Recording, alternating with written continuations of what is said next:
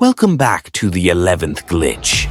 Today we're diving into a story so deeply unsettling that it makes my skin crawl just reading the file. This comes to us from a subscriber in New Mexico who asked that we keep all real names private. We're calling the family Valentina, Daniel, and our eyewitness narrator, Lucia. This isn't a story about a bump in the night or a shadow. This is about a holiday that dissolved into pure, bone-chilling terror. If you love these kinds of true, terrifying accounts, remember to like the video and subscribe to the channel. It really helps us bring more of these incredible stories for you. Now let's hear Lucia's account, starting with a quiet Thanksgiving morning that ended up shattering her entire world. The Thanksgiving that broke everything. A story from New Mexico. Lucia's own narration.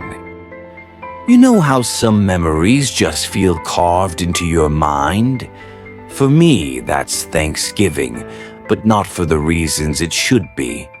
It started out normal. Mom, Valentina, was in the kitchen cutting vegetables, and Papa, Daniel, was getting the table ready. The smell of the spices was thick in the air. Then, everything stopped. Mom looked up from the cutting board and her voice, it was hers, but somehow flat, distant, like it was coming from a long tunnel, said a nickname. A single small word she used to call Papa. But here's the twist. That was the nickname only Papa's mother used.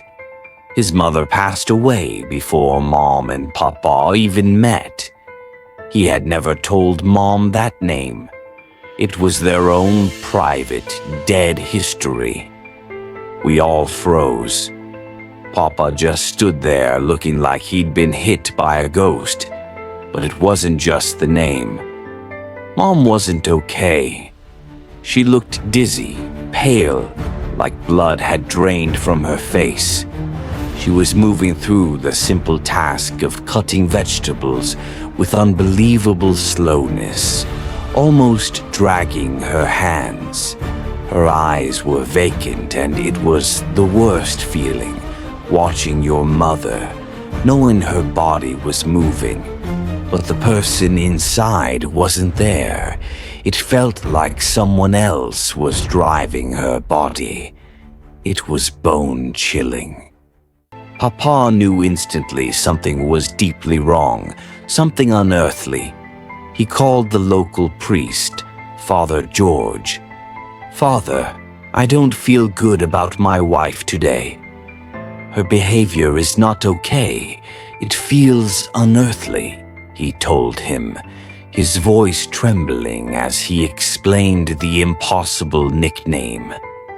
Father George couldn't come that night, telling us we had to wait until morning. We couldn't just wait. The first night, my aunt, Mom's sister, and Papa came up with a desperate plan. They managed to trick Valentina into lying down, pretending it was just to rest. The minute she was down, my aunt grabbed her arms and Papa grabbed her legs. They started frantically chanting Bible verses, Luke and John, anything they could remember.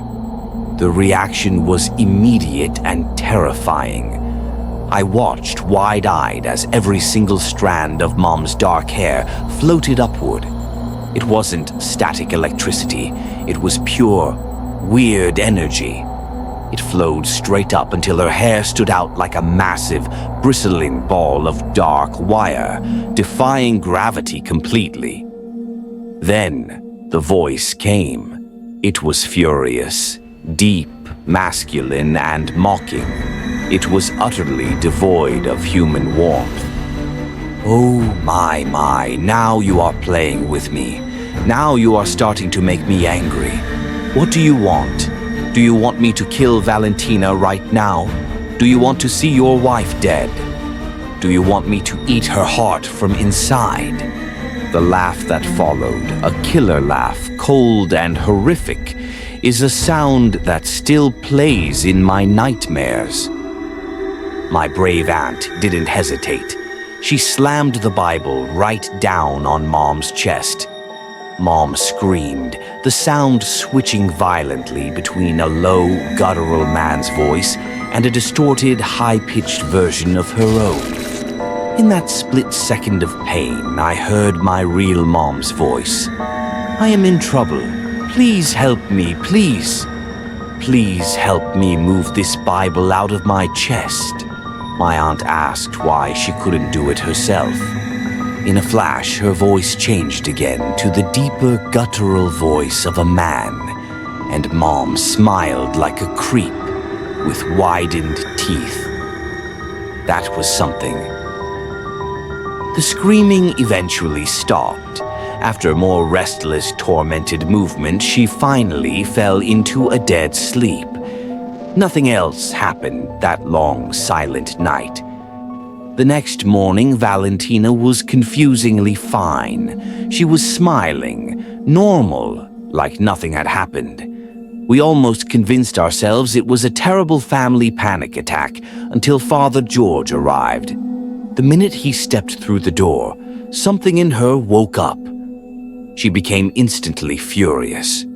We all walked toward the room, bringing Father George to show him the situation. When we entered, the bed was empty. Mom was gone. Not a trace, like she had simply evaporated. Then we heard the laugh again. It was the most horrifying, bone-chilling sound I've ever experienced. I looked up. She was there, stuck on the wall, high up over the wall lamp, upside down, completely defying logic and physics. She was plastered there, like a grotesque, pale lizard. Papa, Daniel, instantly fainted, hitting the floor. Father George was shocked. He kept repeating, "I never watched something like this in my life." But he was a man of faith.